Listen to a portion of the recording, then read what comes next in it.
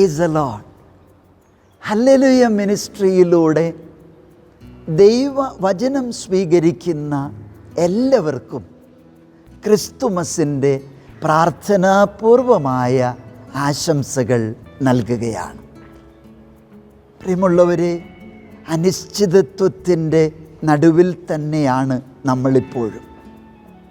ഒരു വിധത്തിൽ കൊറോണയൊക്കെ അതിജീവിച്ച് അതിൻ്റെ ഇടയിലൂടെ തന്നെ നമ്മൾ സഞ്ചരിച്ച്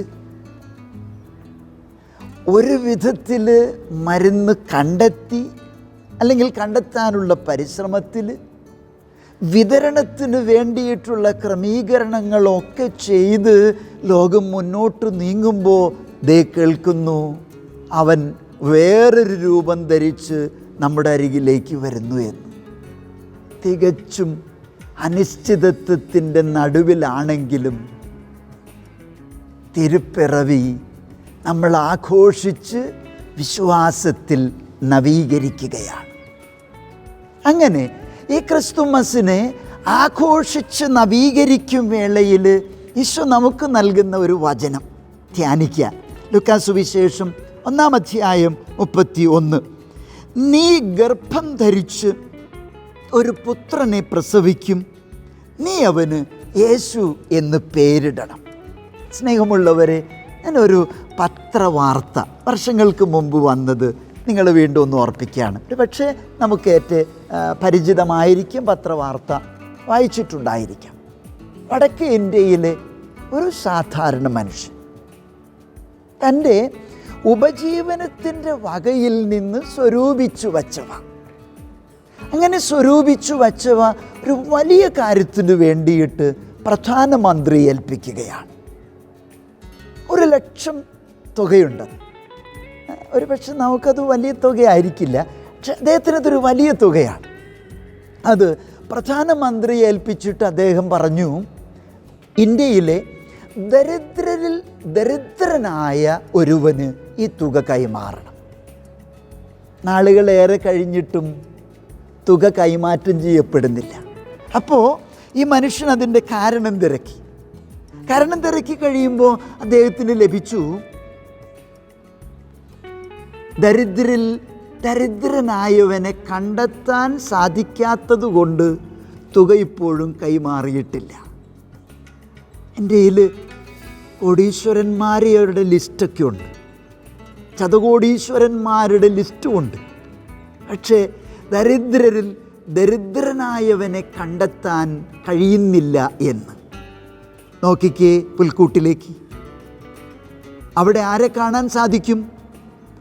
ദരിദ്രരിൽ ദരിദ്രനായി പിറന്നവനെ ആ പുൽക്കൂട്ടിൽ കാണാൻ കഴിയുന്നില്ലേ? എന്തിനു വേണ്ടി? ദരിദ്രരിൽ ദരിദ്രനായി പിറന്ന് നമ്മയൊക്കെ സമ്പന്നരാക്കിയ നമ്മുടെ ദൈവത്തിൻ്റെ തിരുപ്പിറവിയാണ് നമ്മൾ ഇന്ന് ആഘോഷിച്ച് നവീകരിക്കുന്നത്. Praise the lord. ഹല്ലേലൂയ. ഈ പിറവി നമ്മൾ ആഘോഷിച്ച് നവീകരിക്കുമ്പോൾ ഓർക്കണേ, സമയത്തിന് അതീതനായവൻ സമയത്തിനുള്ളിലേക്ക് ഇറങ്ങി വരും. കാലത്തിന് അതീതനായവൻ കാലത്തിനുള്ളിലേക്ക് ഇറങ്ങി വരും. ഈ ലോകത്തിന് അതീതനായവൻ ഈ ലോകത്തിനുള്ളിൽ പിറന്നു വീഴും.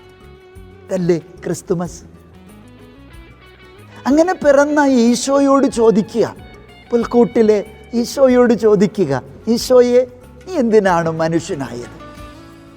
യേശുവേ, നീ എന്തിനാണ് ഈ ലോകത്തിലേക്ക് വന്നത്? അപ്പോൾ ഈശോ നമുക്ക് തരുന്ന മറുപടി വചനത്തിൻ്റെ രൂപത്തിൽ നമുക്ക് ശ്രവിക്കാമല്ലോ. ലൂക്കാ സുവിശേഷം 2-ാം അധ്യായം 14-ാമത്തെ തിരുവചനം. അത്യുന്നതങ്ങളിൽ ദൈവത്തിന് മഹത്വം, ഭൂമിയിൽ ദൈവ കൃപ ലഭിച്ചവർക്ക് സമാധാനം. ഈശോ വന്നത് നമുക്കൊക്കെ സമാധാനം, സന്തോഷം തരാൻ വേണ്ടിയിട്ടാണ്. നമുക്കൊക്കെ സമാധാനം അതിൻ്റെ പൂർണ്ണതയിൽ, സന്തോഷം അതിൻ്റെ പൂർണ്ണതയിൽ നമുക്കെല്ലാവർക്കും നൽകാൻ വേണ്ടി ഈശോ മനുഷ്യനായി പിറന്നു. അങ്ങനെയെങ്കിൽ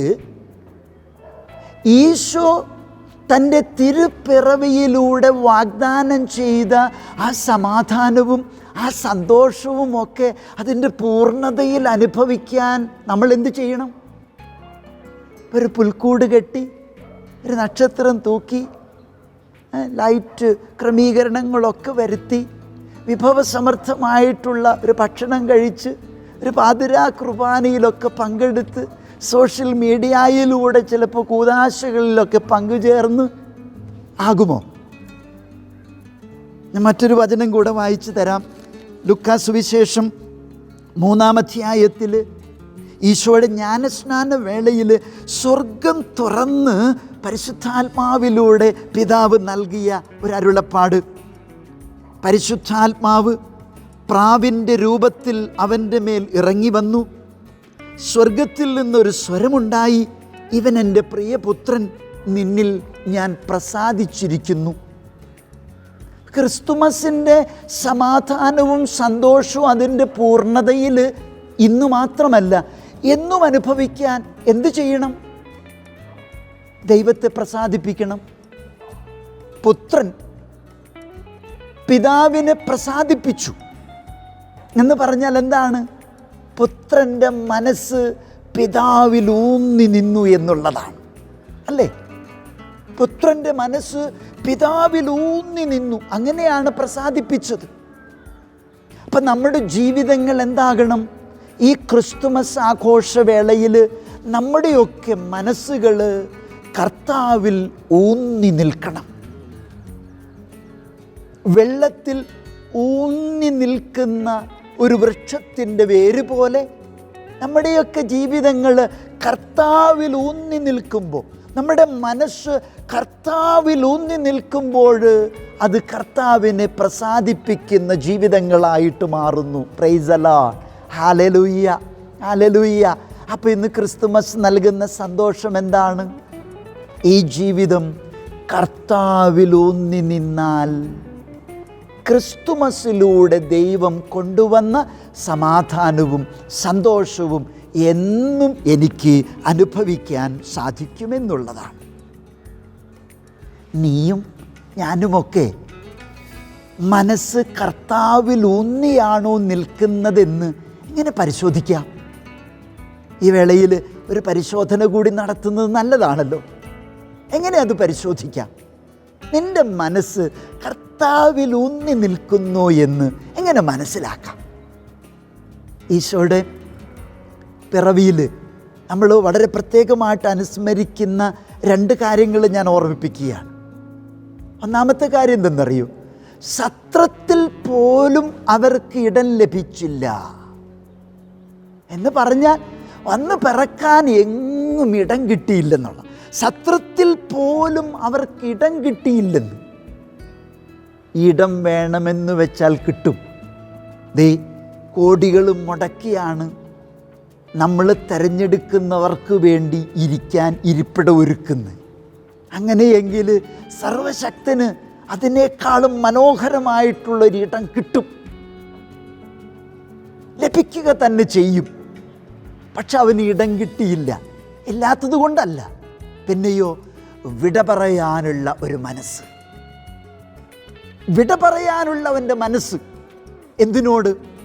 ഈ ലോകത്തിൽ ശക്തമെന്നും പ്രധാനമെന്നും കരുതുന്നതിനോട് വിട പറയാനുള്ള കർത്താവിൻ്റെ മനസ്സാണ്. സത്രത്തിൽ പോലും അവന് ഇടം ലഭിച്ചില്ല എന്ന വചനത്തിൻ്റെ സാരം. Price the lord. ഹല്ലേലൂയ.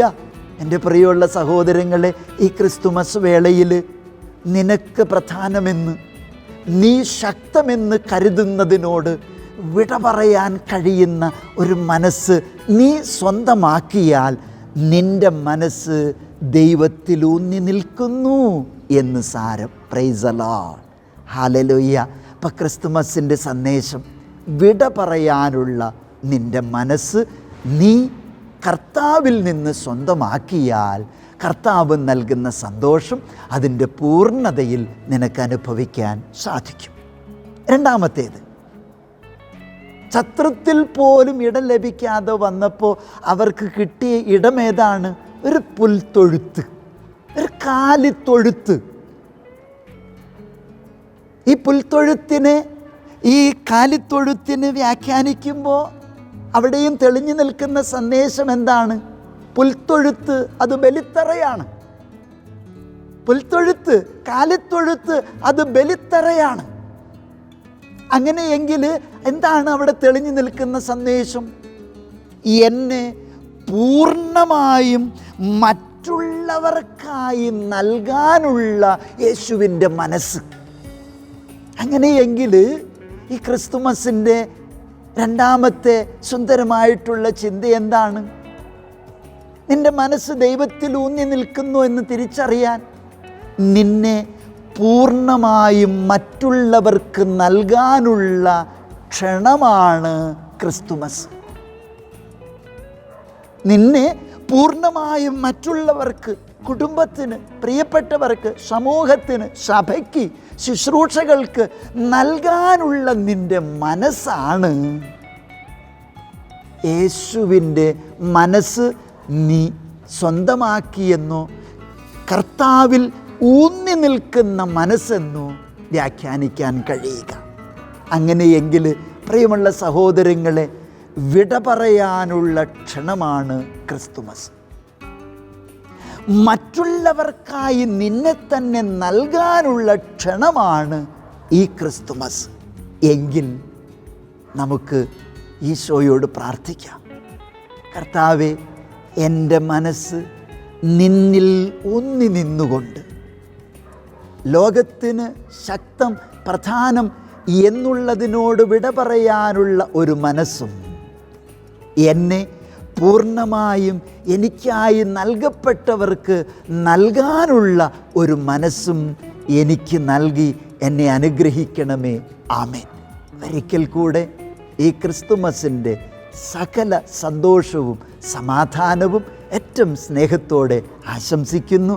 പുൽക്കൂട്ടിൽ പിറന്ന ഈശോ നിങ്ങളെ സമർത്ഥമായി അനുഗ്രഹിക്കട്ടെ. Price the Lord.